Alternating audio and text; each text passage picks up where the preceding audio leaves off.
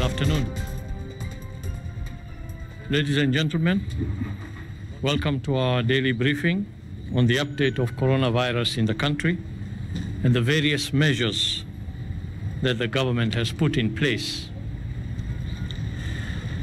As you are all aware, His Excellency the President announced various measures at the weekend, measures that are geared to further upscale our interventions in combating this disease. We understand that some of us would find these measures inconveniencing. There are those who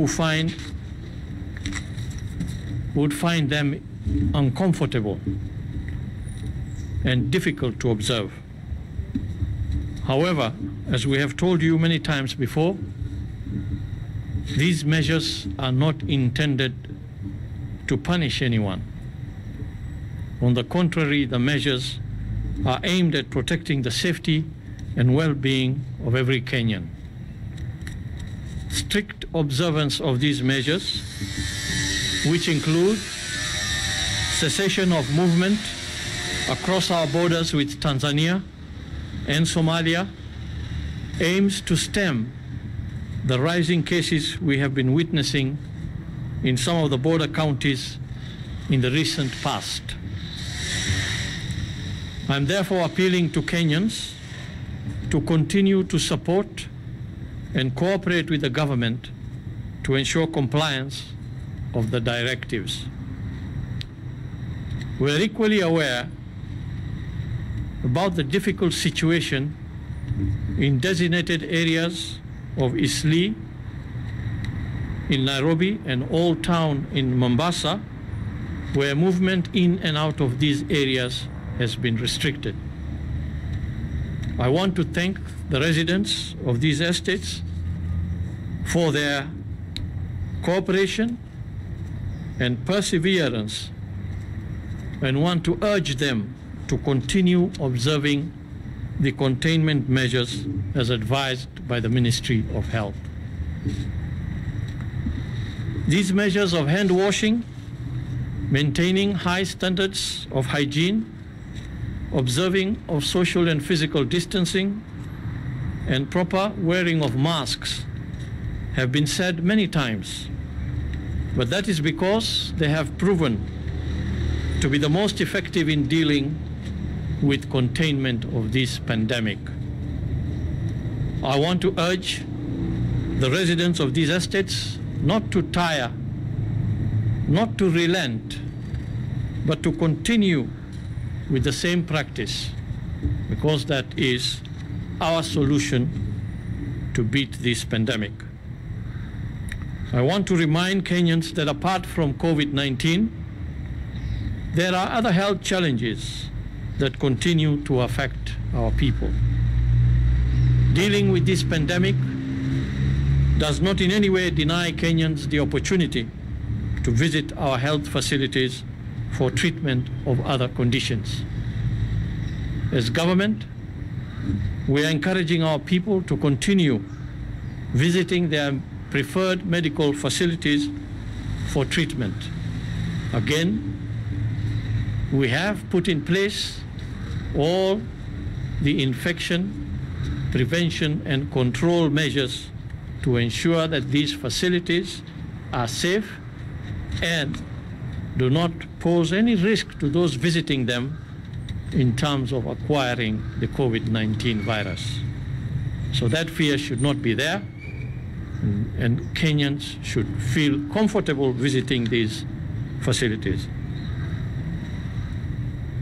Regarding our COVID-19 situation, if we come to the numbers for today, our surveillance and case management team tested 1,139 samples in the last 24 hours.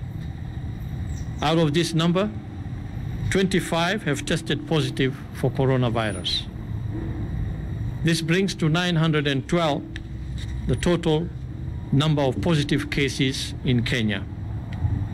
23 of these positive cases are male and 2 are female. The youngest case is 22 years old while the oldest is 50 years. Cumulatively, the cases so far tested are 44,851. Out of the 25 new cases, 23 are Kenyans, while 2 are foreigners of Somali nationality. There were also 53 truck drivers who were tested and were positive at the various points of entry on the Kenya-Tanzanian border. They include 51 Tanzanians and 2 Burundi nationals. All were referred back to Tanzania. The distribution of cases by counties is as follows: Kajiado 6, Mombasa 5, Nairobi 3, Kiambu 3, Kwale 3, Taita Taveta 2, Garissa 2, and Meru 1.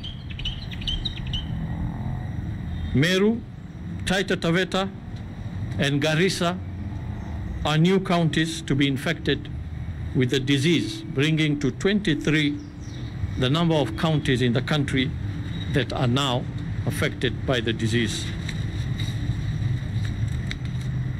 The cases are distributed in the counties as follows. In Kajiado, all 6 cases are truck drivers at Namanga. In Mombasa, 4 are from Likoni and 1 from Nyali. In Nairobi, the 3 cases are 1 each from Githurai 44, Kawangware, and Starehe. In Kwale, all 3 cases are truck drivers at the Lunga Lunga border. The same applies to Taita Taveta, with the 2 cases being truck drivers who were tested at Voi. In Garissa, the 2 cases are both from Dadaab refugee camp, 1 at Ifo and 1 at Dagahale. In Meru, the 1 case is from Buri. On a good note, we have today discharged 22 patients from hospital who have fully recovered from the disease, bringing the total number of people who have so far recovered from coronavirus to 336. We also have not lost any person to the disease, and therefore our fatality cases remain at 50. In conclusion, I want to take this opportunity to thank all individuals and organizations who have lent us support in this fight. I particularly want to thank faith-based health facilities that have been offering healthcare to our people, both COVID-19 and non-COVID-19 services. Their contribution has helped in enhancing our healthcare capacity. Thank you.